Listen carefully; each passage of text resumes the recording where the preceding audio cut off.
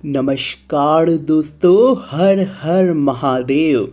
दोस्तों, सावन का महीना 4 जुलाई से शुरू हो रहा है और इस बार सावन 59 दिनों का रहेगा। करीब 19 सालों के बाद यह शुभ संयोग बनने जा रहा है। ऐसे में आप महादेव को प्रसन्न करके अपनी जिंदगी में अपार खुशियां, अपार धन दौलत पा सकते हैं। महीने में पूरे 8 सोमवार रहेंगे, परंतु हो जाइए सावधान। सावन महीना शुरू होने से पहले अपने घर से बाहर निकाल दो यह 5 चीजें, वरना भोलेनाथ बाबा आप पर क्रोधित हो जाएंगे।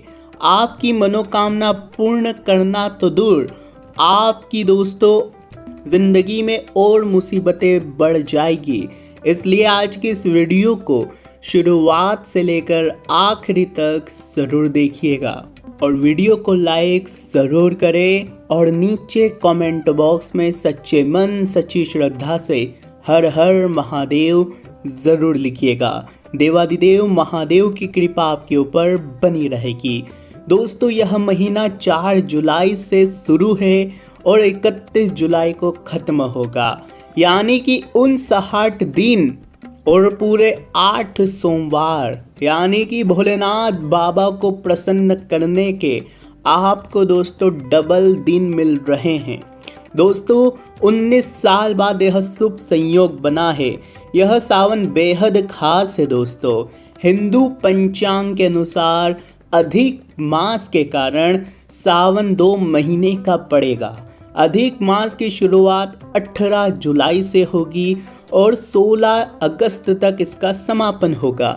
दोस्तों, हम सभी जानते हैं कि भोलेनाथ जी को सावन के महीने में प्रसन्न करना बहुत आसान होता है। हम पूजा पाठ करके भोलेनाथ जी को नियमानुसार अगर प्रसन्न करें तो भोलेनाथ आसानी से प्रसन्न हो जाते हैं और अपने भक्तों की हर मनोकामना पूर्ण करते हैं। परंतु हम जाने अनजाने में बहुत सी गलतियां करते हैं, जिसके चलते हमको फल नहीं मिलता और भोलेनाथ जी हमारी पुकार भी नहीं सुनते। उल्टा प्रसन्न होना तो दूर, हमसे क्रोधित हो जाते हैं। लेकिन हम तो अनजान रहते हैं, हम तो बेखबर रहते हैं, परंतु हम गलतियां करते रहते हैं। और आज हम उन्हीं गलतियों के बारे में आपको बताएंगे कि आपको इस सावन के महीने में क्या नहीं करना है और आपको अपने घर से क्या चीज़ें बाहर फेंकनी है। दोस्तों, सबसे पहली चीज़ है, जो सबसे बड़ी चीज़ है, और वो चीज़ है आपके मन की अशुद्धि। दोस्तों, मन अगर साफ हो तो घर में ही भगवान है, माता पिता में भी भगवान है। अगर मन साफ नहीं है तो दोस्तों, चाहे आप मंदिर चले जाओ, चाहे केदारनाथ चले जाओ, चाहे अमरनाथ चल जाओ, अगर आपका मन साफ नहीं है तो भगवान भी आपकी कभी पुकार नहीं सुनेंगे, चाहे आप कितना ही तप कर लो। इसलिए आपका मन साफ होना ज़रूरी है, क्योंकि हम लाख सोचते हैं कि मेरे मन में तो कोई पाप नहीं है, कुछ भी नहीं है, मैं तो बहुत अच्छा हूँ, सभी से प्रेम करता हूँ। परंतु ऐसा नहीं होता है। अक्सर जाने अनजाने में भी हमारे मन में पाप आ ही जाता है। कभी किसके प्रति तो कभी किसके प्रति, कभी किसके प्रति जलन होती है, कभी किसके प्रति हम छल कपट कर देते हैं, कभी लालच आ जाता है, हम लालच में कुछ काम कर जाते हैं, जाने अनजाने में किसी के दिल को ठेस पहुँच जाते हैं। तो दोस्तों, आपको ध्यान रखना है कि सबसे पहले आपको अपने मन का छल कपट दूर फेंकना है, नहीं तो भोलेनाथ जी नहीं सुनेंगे। अब दूसरी बात है दोस्तों, आपके घर में जितने भी दोस्तों पुराने फटे हुए कपड़े हैं, या तो उनको बाहर फेंक दें या तो उनको सही करके काम में ले लें। क्योंकि जो फटे पुराने कपड़े होते हैं वे नकारात्मक ऊर्जा के ग्रह होते हैं। अगर आपके घर में ये चीज़ें हैं, कूड़ा कचरा है, बहुत ज़्यादा कूड़ा कचरा आपके घर में है, बहुत पुरानी वस्तुएं हैं, फर्नीचर पड़े हुए जो काम में नहीं आते, सड़े हुए फर्नीचर है, लोहा भंगार पड़ा हुआ है, तो पहली फुर्सत में उनको बाहर निकाल दीजिए, क्योंकि ये सभी चीज़ें नकारात्मक ऊर्जा को घर में दोस्तों लेकर आती है। इससे देवादिदेव महादेव कभी आपके घर में अपनी कृपा नहीं बरसाएंगे। तीसरी चीज़ है, माफ़ कीजिएगा दोस्तों, आपके घर के मंदिर में किसी प्रकार की अशुद्धि नहीं होना चाहिए। कई बार होता है कि हम धूप की चीज़ें, भगवान से जुड़ी चीज़ें, कई सारी चीज़ें लेकर आ जाते हैं जो काम में भी नहीं आती है, और वो चीज़ें सभी मंदिर के किसी खंड में आसपास पड़ी रहती है, वहीं पर पड़ी रहती है, और हम उस पर ध्यान भी नहीं देते। तो दोस्तों, आपके अगर वह चीज़ें काम नहीं आ रही है, वह चीज़ें सड़ चुकी है, तो सबसे पहले उनको बाहर फेंकें और अपने घर का जो मंदिर है उसको स्वच्छ रखें। अब अगले पॉइंट पर बढ़े दोस्तों। आपके घर में टूटे फूटे दोस्तों मिट्टी के बर्तन, टूटे फूटे कांच, बंद पड़े हुए इलेक्ट्रॉनिक उपकरण बिल्कुल नहीं होना चाहिए, क्योंकि यह बंद पड़ी हुई चीज़ें, टूटे फूटे बर्तन अपनी ओर नकारात्मक ऊर्जा दोस्तों खींचते हैं, जिससे आपके घर में भी नकारात्मक ऊर्जाओं का वास हो जाता है। इसलिए इन चीज़ों को अभी घर से बाहर कर दे। और साथ ही इस पूरे महीने लहसुन प्याज का अगर आप सेवन ज़्यादा करते हो, तो दोस्तों अगर आप अपने घर में आपके जितने भी दोस्तों सदस्य हैं, अगर वे भी उपवास कर रहे हैं, तो आपको प्याज और लहसुन अपने घर में नहीं रखना चाहिए। क्योंकि जिस घर में आपके मान लीजिए एक सदस्य है या सारे सदस्य है या कुछ सदस्य अगर वे उपवास कर रहे हैं, तो घर में ये सब चीज़ें होना बहुत गलत माना जाता है। इन तामसिक पदार्थों को घर से बाहर निकालना ही अच्छा है।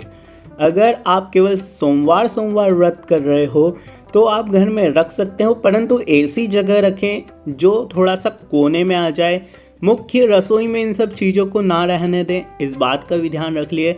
दूसरे कमरे में रख दे जहाँ पर जाना आना इतना नहीं होता है लोगों का, वहाँ रख दे, एक साइड कोने में रख दे अगर आप घर से बाहर नहीं कर सकते हो तो। जितना हो सके भोजन में कम डालने की कोशिश करें, बिना लहसुन प्याज का हो भोजन तो और अच्छी बात है। अब अगली चीज़ दोस्तों, कई लोगों की आदत होती है वे अपने पर्स में भी इधर उधर की फोकट की चीज़ें रखते हैं, बिल रखते हैं। पर्स में किसी भी प्रकार के बिल नहीं होने चाहिए, ना ही कोई दोस्तों इधर उधर के कागज़ आप अपने पर्स में रखें, क्योंकि यह पूरा महीना महादेव को समर्पित है। और ऐसे में जब महादेव आपके ऊपर कृपा बरसाएंगे तब आपकी सबसे पहले पर्स ही भराएगी, तो वह पर्स स्वच्छ होनी चाहिए, इस बात का भी हमेशा ध्यान रखें।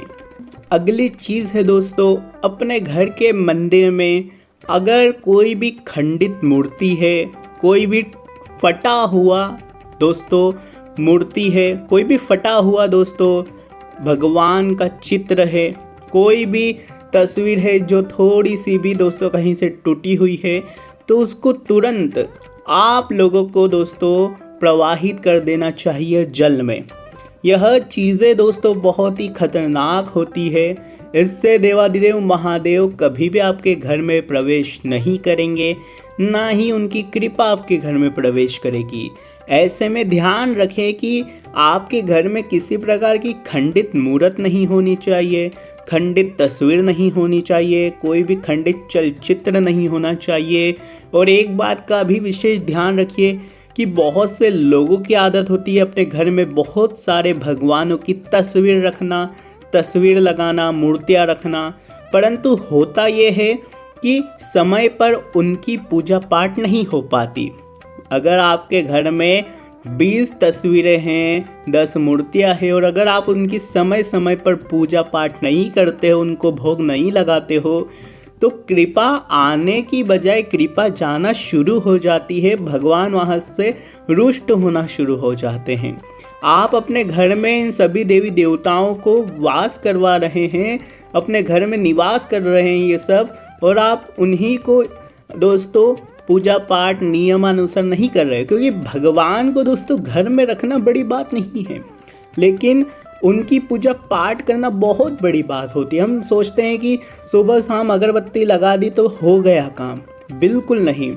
घर में लिमिट में 2-3 भगवान के फ़ोटो लगाएं तो बहुत है। अपने कुल देवी देवता हो और घर में लक्ष्मी माता होना चाहिए। लक्ष्मी माता का या तो आप सिक्का रखें तो अच्छी बात है, और 1-2 आपके सबसे मेन भगवान हो तो वो अच्छी बात है।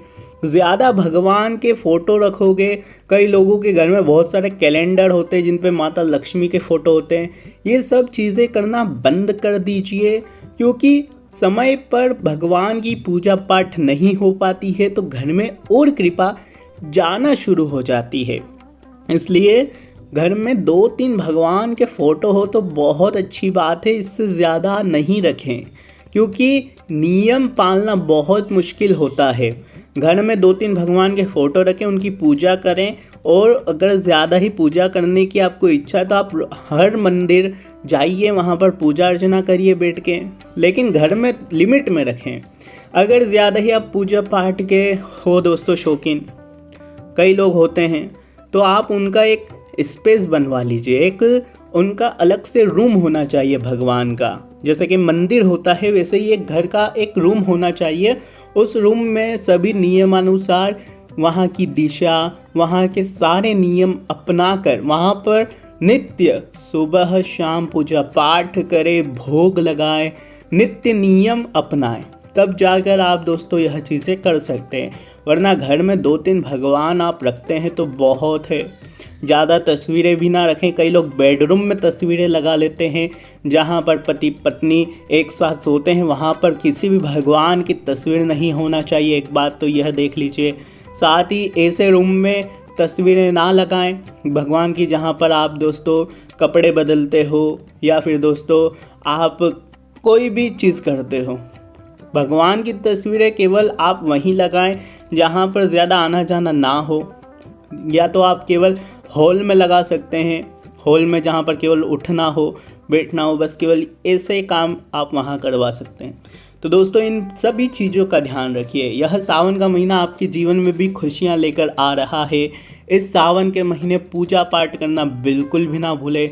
बहुत बहुत धन्यवाद आप सभी लोगों का।